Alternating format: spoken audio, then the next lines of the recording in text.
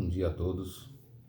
Eu gostaria de refletir hoje sobre a palavra de Deus quando falamos em aceitar a Jesus.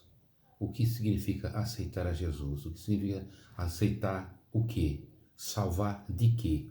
Então eu vou falar um pouco sobre esse assunto, porque poucos são aqueles que falam sobre esse assunto.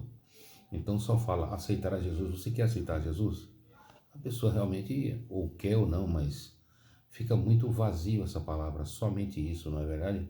Então, precisa falar um pouco mais sobre esse tema, esse assunto. Porque o homem, quando Adão perdeu a sua inocência no Jardim do Éden, quando Adão caiu no Jardim do Éden, ele perdeu o seu poder moral e ético, espiritualmente falando, tanto Adão como Eva. Ao comer do fruto proibido, todos nós já sabemos. Quem conhece a palavra de Deus sabe desse assunto, né? Aquele mais simples já sabe. Pois em Adão e Eva não havia pecado nele, assim como também já nascemos em pecados, não é verdade? Então, foi quebrada essa aliança entre o homem, né? Entre o homem e Deus, com esse pecado de Adão e Eva. Foi quebrado esse elo de união de Deus e o homem. Isso se perdeu, essa libertação da escravidão do pecado, realmente nesse caso, aí não teve jeito, não é verdade? Então o homem não tem como se libertar desse pecado. Então ele precisa de algo mais. E para pagar esse pecado, o homem não é capaz de fazer isso. Então Deus começa a fazer fazer um projeto para salvar esse homem caído que perdeu perdeu o seu poder de, de espiritualidade diante de Deus.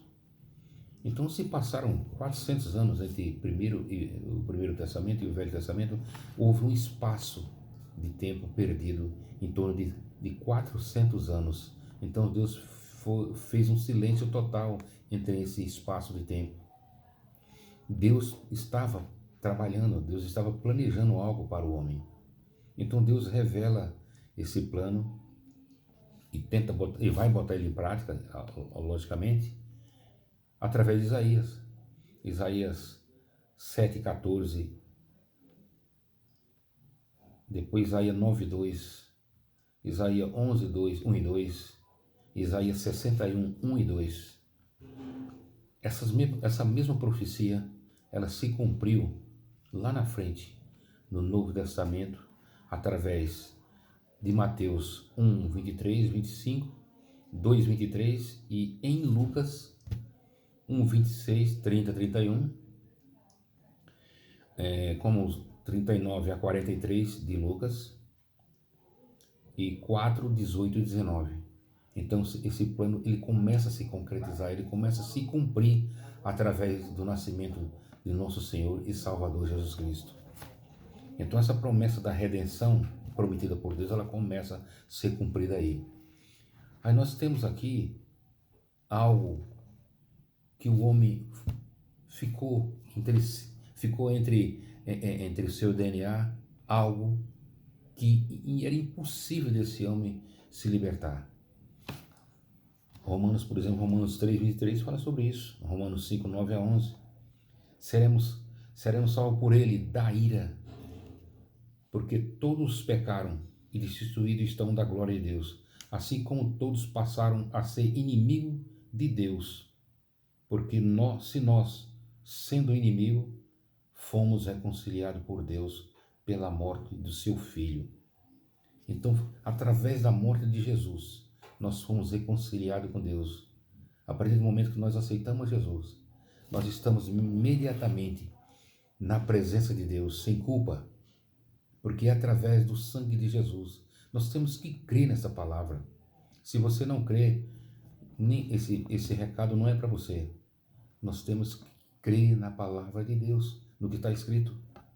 Se você crê que esse sangue, que esse sacrifício na cruz do Calvário foi o suficiente para te salvar da condenação futura, então esse essa conversa hoje é para você. Essa promessa de Deus começa a se cumprir. Temos também em 2 Coríntios 5, 18 a 21, isto é, Deus estava reconciliado consigo com o mundo, não lhe imputando os pecados, e pôs em nós a reconciliação. Deus depositou os nossos pecados sobre o seu Filho Jesus. Olha que coisa, olha o amor de Deus para conosco. Ele depositou tudo aquilo que nós tínhamos de ruim, que era para nós pagar, que nós não conseguíamos pagar. Ele depositou em seu Filho, que através do seu sacrifício na cruz do Calvário, viesse nos deixar livre dessa culpa e termos acesso total à glória de Deus, ao trono da graça. Que coisa maravilhosa é a palavra de Deus.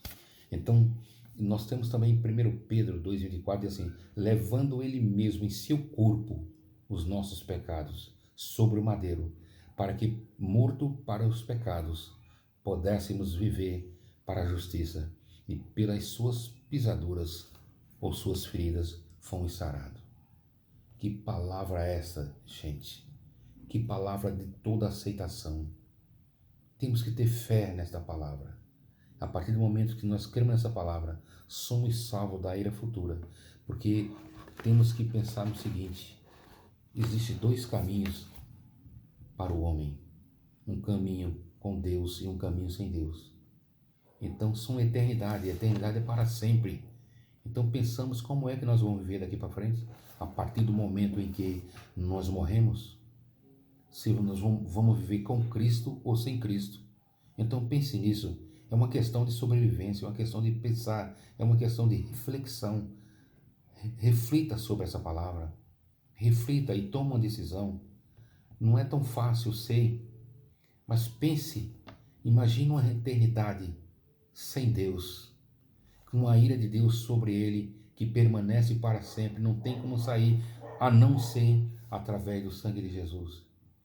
E uma outra é a eternidade com Cristo Jesus, que viveremos para sempre, sem culpa e sem pecado. Pense nisso, pense nesse momento que um dia vamos ter que enfrentar. Era isso que eu tinha para apresentar hoje através desse vídeo. Leia, preste atenção nesse vídeo, leia os versículos que eu passei e você tire suas conclusões. Aceite a Jesus, agora sim, aceite a Jesus até depois que você lê e refletir sobre essa palavra. E Deus abençoe em nome de Jesus. Amém.